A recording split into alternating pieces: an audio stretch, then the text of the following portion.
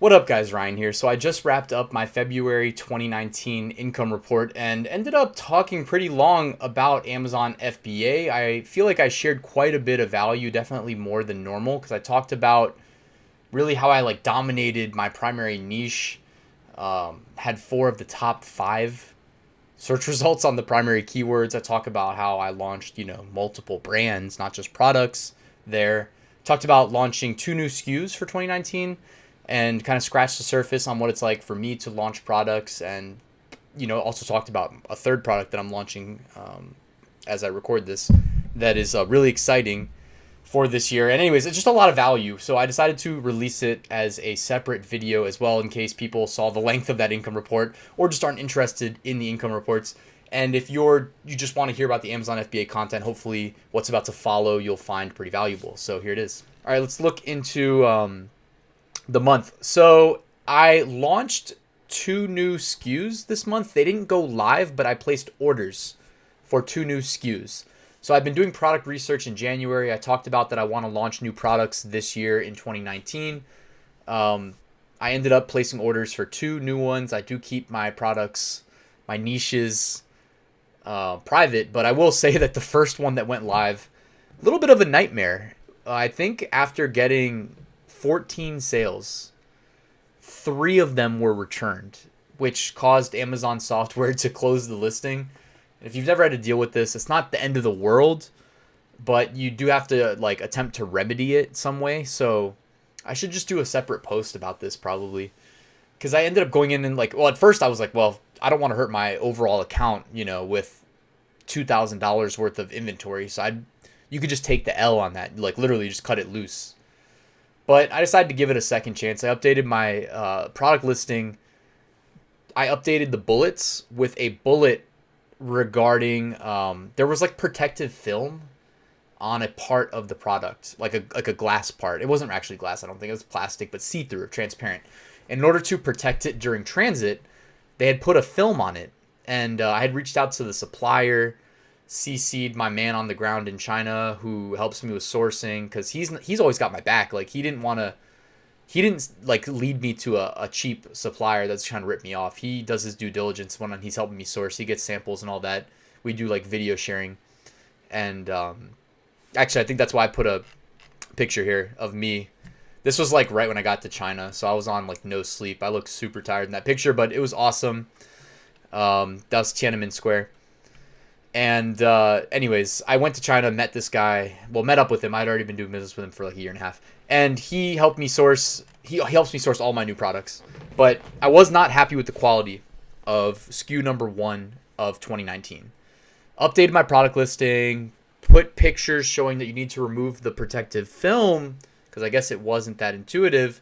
And I haven't had a very high return rate since. So fingers crossed that I can continue to sell this product and it'll hopefully grow into a nice, profitable product. But right now it's, because it is live now. I ordered it back in February. I'm recording this in May. It's been live for a little over a month now. Doing okay. For a new product, it's doing just fine. You can't really tell for a while how it's going to be, because I don't do product launches with massive giveaways. There's just no need. You just run advertising through Amazon, run PPC, try to break even or, lose a little bit of money, which is nice because I've got these other SKUs that are profitable, offsetting any losses that I take when I'm advertising new SKUs. I'm not doing anything dramatic. I have competitive pricing. I always create a pristine product listing, although I'm not a fan of having to make these edits that I just talked about, telling people about the new, about removing the film, but it was necessary. So I updated the bullets, and I updated one of the images with a big yellow triangle saying hey, if you buy it, you're going to need to do this. Because I can't, the last thing I need is a return. Anyways, second SKU is doing really well. I'll leave it at that. I'll update you guys as it goes. But the second SKU, in a pretty competitive space, I had a little bit of regret after launching it, because I was like, man, this is going to be competitive. But that's the name of the game, I guess. My product listing is, if it's not the best on Amazon, it's up there. So I can always bank on that. I'm really good at making product listings. And if you want to learn how I do it, check out Ryan's Method Amazon FBA course, which I walk you through. I literally just like walk you through my exact process for everything. I've shared the course with some of my college students where I teach web development, so it's unrelated, but I always invite them to, if they're interested, just hit me up. I give them a free registration, and I've received good feedback. They said they literally are like, man, it's a lot of information though, because it's the most thorough course online for how to sell on Amazon. So if you're interested, check that out. I've been talking a long time about Amazon FBA. Here are my best-selling FBA SKUs. My number one bestseller generated $3,120 of profit. Number 2 generated $1,589. Number 3 generated $702. Now, $702 of profit in a month is not that much, but at the same time, it adds up. I always say this, it adds up. It's okay to make $700 a month of profit from a SKU. If you can get 10 of those, you've got $7,000 a month. And all of a sudden, you're cooking, right? All of a sudden, you're doing real well. So just think that way. You don't need the big winner. Also, I did a lot of product research recently outside of February 2019, so I shouldn't really be talking about it right now. But anyways, a lot of product research. Launching a SKU that has the potential to make like $500,000 a year profit in one of the most competitive spaces that I'll ever participate in. So I'll let you guys know how that goes too. Probably more in the March and April income reports. So anyways, brand registered on this primary brand where my top 2 earners are located in. And when I wrote this income report, I think I had 4 of the, so let me retrieve this sentence. As of writing this, I have 4 of the top 5 organic spots on the primary traffic driving keywords for the niche. This is something that when I preach about Ryan's Method passive income, it's all related to e-commerce, but they are truly complementary. One of the lessons I learned from Amazon merch and I applied to Amazon FBA is that when you find something that's working, double down on it, triple down on it, quadruple down on it, keep launching more SKUs related to the hot niche. Because if you don't, someone else is going to, right? So suppress your competition. It's not that you're being greedy and that you want all the money for yourself, or maybe it is, but keep in mind also the chance of you getting jumped and losing the top spot is reduced by you owning the top spot and the second spot. Or in my case, I had 4 of the top 5 spots, which I just checked, because again, I'm recording this in May for the February 2019 report, but I just checked again. I have 2 of the top 5, 2 of the top 3. And then I guess the rest kind of fell out.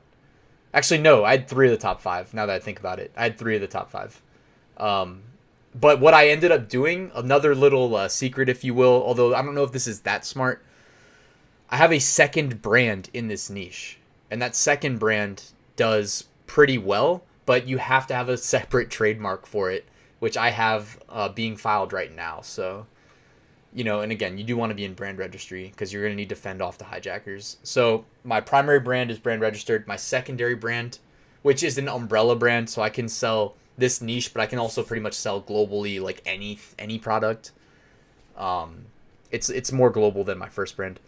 Anyways, yeah, I've been talking too long about this. Here's my campaign manager stats for February. Spent $3,042.89, generated 703 sales, or orders, I should say. The revenue generated was $15,506.01, and my average cost of sale was 19.62%. Not bad. I mean, all my products pretty much have at least a 20% profit margin built in. The new ones, maybe not, because you always want to price them competitively. If you just launched a product on Amazon FBA and you're charging as much as the leaders in your niche, I mean, use your head. You're going to have to convince people to buy your new product that doesn't have any reviews. At the very least, price it competitively.